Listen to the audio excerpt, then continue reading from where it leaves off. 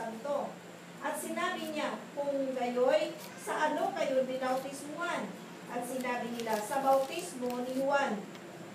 At sinabi ni Pablo, nagbabautismo si Juan ng bautismo ng pagsisisi sa sinasabi sa bayan na sila'y magsisimpalataya sa darating sa ulian niya sa makatuwing bagay kay Jesus. At nang kanilang marinig ito, ay nangabautismo sila sa pangalan ng Panginoong Jesus. So, ibig sabihin, nung marinig ni Apollos, ang pangangaral nito, kakaiba eh. Ibang-iba talaga. Kasi ang lahat ng ipinapangaral, mga kapatid, Santisima Trinidad. Ibig sabihin, mga kapatid, Father, Son, Holy Spirit. Ngayon, nung marinig ni Apollos ito, nagpabautismo talaga siya sa pangalan ng Panginoong Hesus. Amen. Binautismohan siya sa pangalan ng Panginoong Hesus. Kaya nga dito, mga kapatid, although nga mga kapatid ko, ang taong ito matalino, magaling sa salita ng Diyos, ang kagandahan lang, tumanggap siya, mga kapatid, sa mga nagtuturo sa kanya. Amen. Nagpakumbaba siya, kaya nung magpakumbaba siya, mga kapatid, ano nangyari sa kanya? Tinanggap niya ang aral nila Pablo, tinanggap niya ang aral ni Aquila at ni Priscilla, mga kapatid, na magparibaptize sa pangalan ni Jesus kasi baptize siya sa bautismo ni Juan. Ang bautismo ni Juan, pagsisisi siya. Kulang. Kulang ang bautismo ni Juan, mga kapatid. Wala pa yung pagkamatay, pagkalibing at pagkabuhay ng magbuli. Pagsisisi lang. Kaya mga kapatid, lahat ng bautismo, sa bautismo mga kapatid ko ng Father, Son, Holy Spirit, i-baptize talaga yun kasi ang tunay na bautismo na tatanggapin upang ang tao maligtas ay ang bautismo sa pangalan ng Panginoong Jesus. Amen. Amen? Tingnan mo, Acts chapter 2 verse 38, nandyan ang kabuuan ng Ebanghelyo. Amen. Kaya mga babasahin natin Acts 2:38, babasahin natin mga kapatid ko ang Matthew chapter 28:19. Ano ba ang pagkakaiba? Pag-unawain natin mabuti mga kapatid. Basa mo na Acts 2:38. At sinabi sa kanila ni Pedro, magsisi kayo at mangbautismo ang bawat isa sa inyo sa pangalan ni Jesucristo sa ikapagpapatawad ng inyong mga kasalanan at tatanggapin ninyo ang kaloob ng Espiritu Santo. Yun. Repent and be baptized every one of you in the name of Jesus Christ for the remission of your sins, and ye shall receive the gift of the Holy Spirit. Repentance, baptism, and Holy Spirit. Tatlo mga kapatid ko. Ngayon, basahin natin ang 28:19 na tinanggap ng napakaraming tao, mga kapatid. Kasama na si Apollos. Dahil dito, magsiyaon nga kayo at gawin ninyong mga alagad ang lahat ng mga bansa na sila'y inyong bautismuhan sa pangalan ng Ama at ng Anak at ng Espiritu Santo. Yun. So, ibig sabihin, anong pagkakaiba ng 28:19 sa Acts 2:38? Anong pagkakaiba? Sa Matthew po, 28:19, ipinag-utos lang po yun ng ating Panginoon. Pero doon sa Acts 2:38, yun ang isikinatuparan. Katuparan. So sa madaling sabi mga kapatid ko, yung 28:99, ang kausap ng Panginoong Jesucristo diyan, mga apostol. Tandaan nyo mga apostol. Ibig sabihin, mga apostol, bago siya akyat, kailangan mo lang maipahayag niya. Kaya nga sabi niya, magsiyaon kayo, kumayo na kayo. Amen. Mga bautismo kayo sa pangalan ng Ama, Anak, Espiritu Santo. Bakit mga kapatid sinabi yun? Sino pala yung Ama? Sino pala yung Anak? Sino pala yung Espiritu Santo? Yes.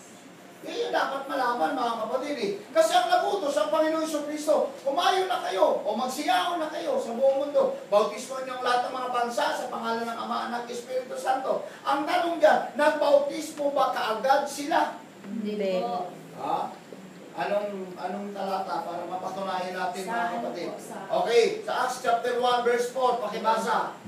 Kung nagbautismo ba kaagad sila mga kapatid, ano ba ang ginawa nila? Yun yung hindi naunawaan ng marami mga kapatid ko. Kasi, hindi pa naman kaagad sila nagbautismo. Bakit mga kapatid? At palibhasa ay nakikipagpulong sa kanila, ay pinag-utos niya sa kanila na huwag silang magsialis sa Jerusalem, kundi hintayin ang pangako ng Ama na sinasabi niyang narinig ninyo sa akin. Yun.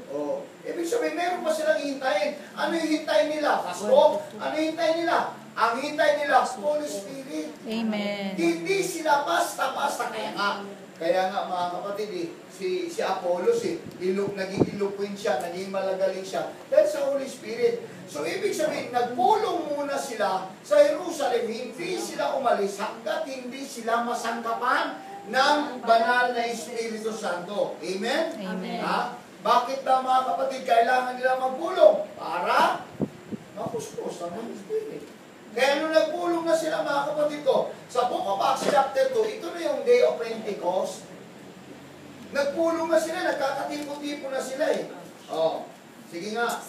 2, 1 to 4. At nagdumating nga ang araw ng Pentecostes. Nagkatipon-tipon, nagkatipon-tipon yan sila sa Aperum ha. Nagkatipon-tipon yan sila. Nag-praising, nag-awitan mga kapatid ng 10 araw. Oh, hinintay nila yon mga kapatid. Kaya nung dumating na yung Day of Pentecost, ito na, basa. At nang dumating nga ang araw ng Pentecostes, silang lahat ay nagkakatipon sa isang dako. At biglang dumating mula sa langit ang isang ubong na gaya ng isang humagibis na hanging malakas at pinuno ang buong bahay ng kanilang kinauupuan. At sa kanila ay may napakitang mga dilang kawangis ng apoy na nagkabahagi at dumako sa bawat isa sa kanila. At silang lahat ay nagpuspos ng Espiritu Santo at nagpasimulang magsalita ng iba't ibang wika ayon sa ipinagkakaloob ng Espiritu sa kanilang salitain. Amen. So, ibig sabihin, napuspos sila, and take note ha, napuspos sila ng banal na Espiritu Santo. Ngayon, pagka ikaw puspos ng Espiritu Santo, lahat ng sasabihin mo tama. Amen. Ha? Lahat ng sasabihin mo tama. So, ulitin ko ha, ang kasama rito ng Panginoon nung kinausap sila, mga kapatid, nung umayo na sila, mga apostol. Kaya nung sila nagkakatipon-tipon, 120 sila, membro mga kapatid ko ng binuong iglesia ito, mga kapatid. Sa pangunguna ni Apostol Pedro. Kaya nga, nung sila magkatipon-tipon, napuspos sila ng Holy Spirit, kaya nagsalita na sila ng iba't ibang wika. Kung itutuloy natin ang basa, mga kapatid. Amen. Ha? Babasahin mo yung buong chapter ng Acts chapter 2, napuspos sila at nagsalita na ng iba't ibang wika. Sabi ko nga, pag puspos ka ng Espiritu Santo, ang sasabihin mo tama. Okay, Amen. basahin mo ulit yung 38. Okay, 37 muna. 37.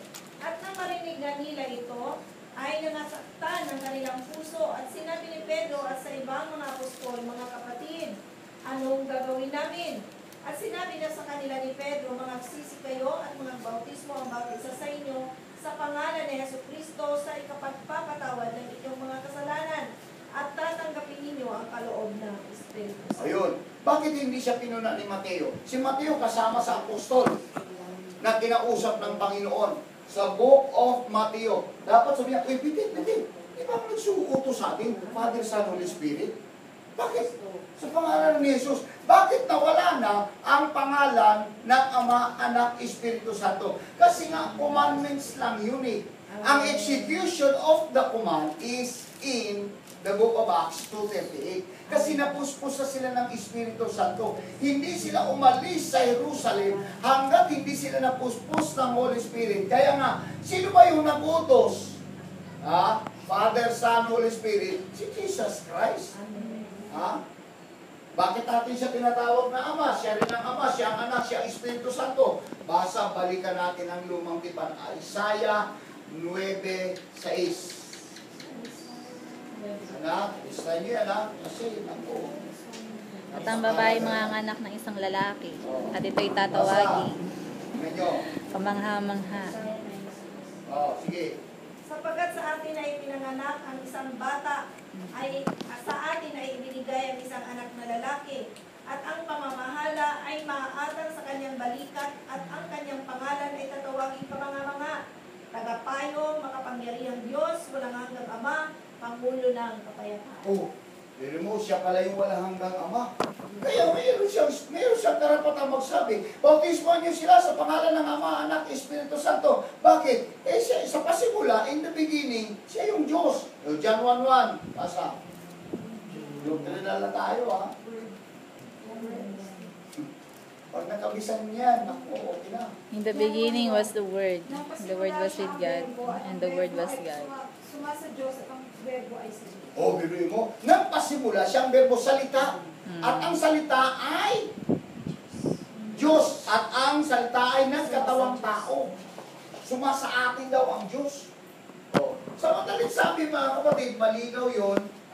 Yung Isaiah 9:6 na prophecy ni Isaiah, yun yung darating. Yun yung darating daw na mga or na Misaya, tagapagligtas, mga kapatid.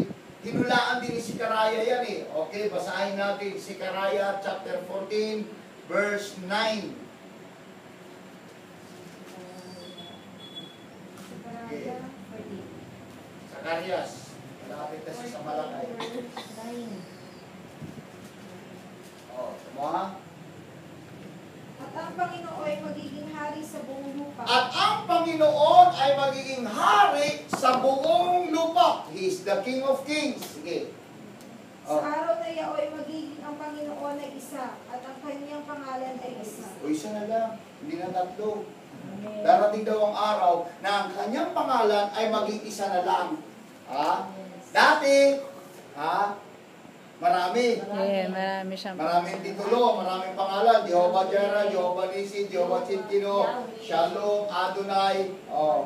Pero darating daw ang araw na ang kanyang pangalan ay magiging isa at siya na magiging hari ng buong lupa. lupa. Kailan yun? Mateo 1:21.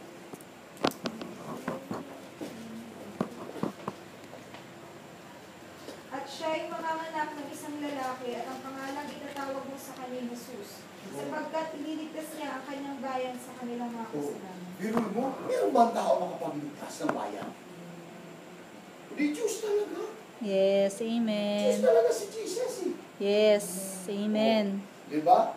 Yun yung sinasabi ni Sikaraya, yun yung sinasabi ni Isaiah, darating ang araw, o papanganak, tatawagin siya mula hanggang ama, at sinabi rin, darating ang araw, tatawagin na lang ang kanyang pangalan, isa. Kaya isa na lang talaga ang pangalan, Jesus Christ. Yes, Kaya ano man amen. ang gawin, gawin ninyo sa pangalan ng Panginoong Jesucristo. Amen. Eh, yung Matthew 28:19, kuman lang yun, Father, Son, Holy Spirit. Pagdating doon, sa upper room, nung sila yung mapuspos, hindi naman kaagad sila nagbautismo eh. Yes. Hindi naman nangaral. Hindi naman kaagad, hindi nangaral eh. Kaya ang iba, nagmamadali, nung marinig ka, bautismo agad eh. Nagkaloko-loko tuloy ang buhay. Yes. Nagmamadali. Kaya nung ngayon, ay papangaral talaga kami, baptisa mo Jesus Christ. Parang ganito yan eh. Inutusan yung mga apostol. Halimbawa, Brian, pumunta ka ng tindahan, bumili ka ng 1 kilong bigas. Pagdating mo doon sa tindahan, sasabihin mo sa tindera, Brian, bumili ka ng 1 kilong bigas sa tindahan. Ano sasabihin siya ng tindera? Ay, ganun ba ako niya? Siyempre, pagdating doon, inutusan kita, Brian, bumili ka nga ng 1 kilong bigas. Pagdating mo ron, pagbilang nga po ng bigas, ganun din to eh. Amen. Ganon din dito. Inutusan kita, mga bautismo kayo sa pangalan ng Ama, Anak, Espiritu Santo. Pagdating ba doon, yung pa rin yung gagamitin nila. Alam kasi nila eh. Bakit? Naunawaan nila ang Yes. Scriptures. Basa, Luke 24:45. Amen. Naunawaan nila salita ng Diyos. Kaya naunawaan nila. Ay, di yun. Kasi, yung Father, Son, and Spirit, si Jesus Christ yun. Kaya pinako na. 24:25. 45. 45. Nang magkagayoy, binuksan niya ang kanilang mga pag-iisip upang mapag-unawa nila ang mga kasulatan. Sino ang nagbukas? Si Jesus. Nung mabuksan ang kanilang mga kaisipan, naunawaan nila ang mga kasulatan. Kaya nung pagdating nung sa upper room, nung sila mapuspos na, anong sabi ni Peter nung nagtanong mga tao, anong gagawin namin, Peter? Sabi niya, mga bautismo kayo sa pangalan ng Ama, Anak, Espiritu Santo. Inulit lang niya yung utos. Hindi nga eh.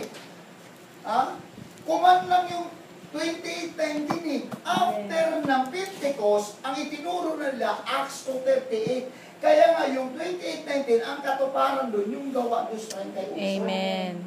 Na ang pangalan gagamitin mo ay ang pangalan ng Panginoong Jesucristo. Kaya anumang gagawin mo, gawin mo sa pangalan. Bakit mahalaga ang pangalan? Hindi ka makakawin doon ng pera kung walang pangalan. Tama? Amen. Yung father ba, pangalan? Hindi. Ako, father ako. Son din ako dahil may tatay ako. Pero meron akong pangalan. Anong pangalan ko? Rinaldo. Yes. Amen. Kagwapong pangalan. Ito yun. Paano ako makikilala? Ha? Paano ako makikilala kung wala akong pangalan? Sino pastor nyo? Yun, yung pastor. Ano